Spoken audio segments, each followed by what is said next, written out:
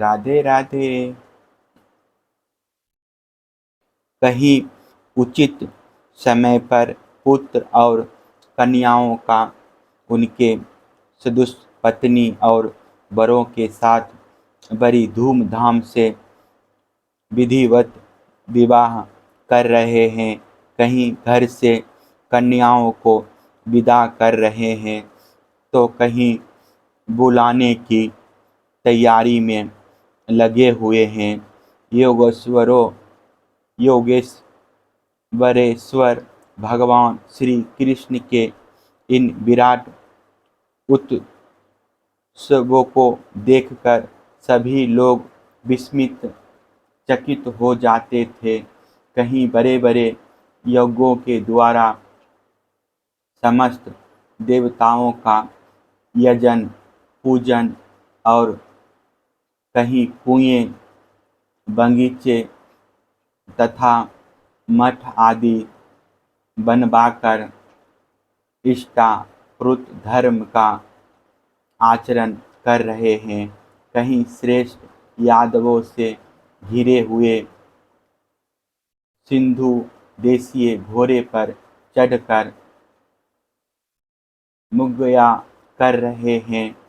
इस प्रकार यज्ञ के लिए मेढ़े पशुओं का संग्रह कर रहे हैं और कहीं प्रजा में तथा अंतःपुर के महलों में भेष बदलकर छिपे रूप से सबका अभिप्राय जानने के लिए विचरण कर रहे हैं। क्यों ना हो, भगवान योगेश्वर जो हैं परीक्षित इस प्रकार मनुष्य की सी लीला करते हुए हृषिकेश भगवान श्री कृष्ण की योग माया का वैभव देखकर देवऋषि नारद जी ने मुस्कुराते हुए उनसे कहा, योगेश्वर आत्मदेव, आपकी योग माया ब्रह्मा जी आदि बड़े बड़े मायावियों के लिए भी आगम्य है, परंतु हम आपकी योग माया का रहस्य जानते हैं, क्योंकि आपके चरण कमलों की सेवा करने से वह स्वयं ही हमारे सामने प्रकट हो गई है। देवताओं के भी आराध्य देव भगवान चौदहों भुवन आपके सूर्य से परिपूर्ण हो रहे हैं।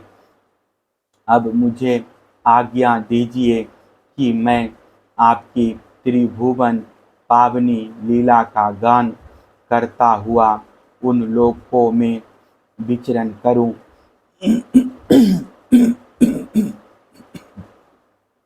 भगवान श्री कृष्ण ने कहा, देवऋषि नारद जी, मैं ही धर्म का उपदेशक, पालन करने वाला और उसका अनुष्ठान करने वालों का अनुमोदन करता भी हूँ।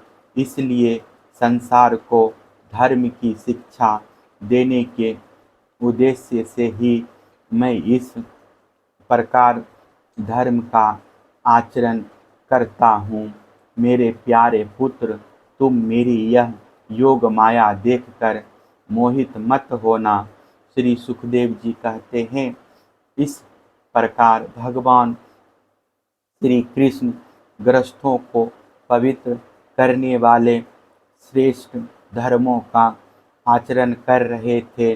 यद्यपि वे एक ही हैं, फिर भी देवऋषि नारद जी ने उनको उनकी प्रत्येक पत्नी के महल में अलग अलग देखा। भगवान श्री कृष्ण की शक्ति अनंत है। उनकी योग माया का परम ऐश्वर्य बार बार देखकर देवऋषि नारद के विस्मय और कौतूहल की सीमा ना रही।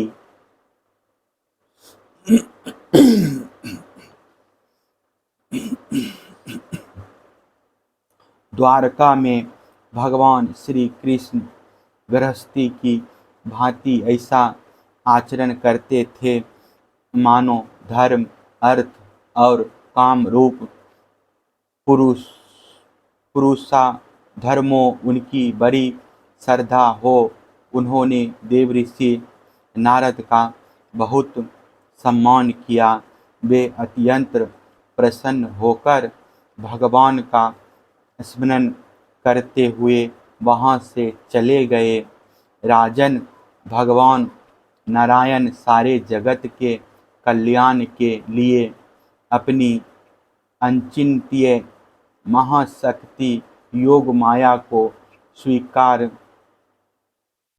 करते हैं और इस प्रकार मनुष्यों की सी लीला करते हैं। द्वारकापुरी में 16,000 से भी अधिक पत्नियां अपनी सलज्ज एवं प्रेम भरी चितवन तथा मंद मंद मुस्कान से उनकी सेवा करती थी और वे उनके साथ विहार करते थे।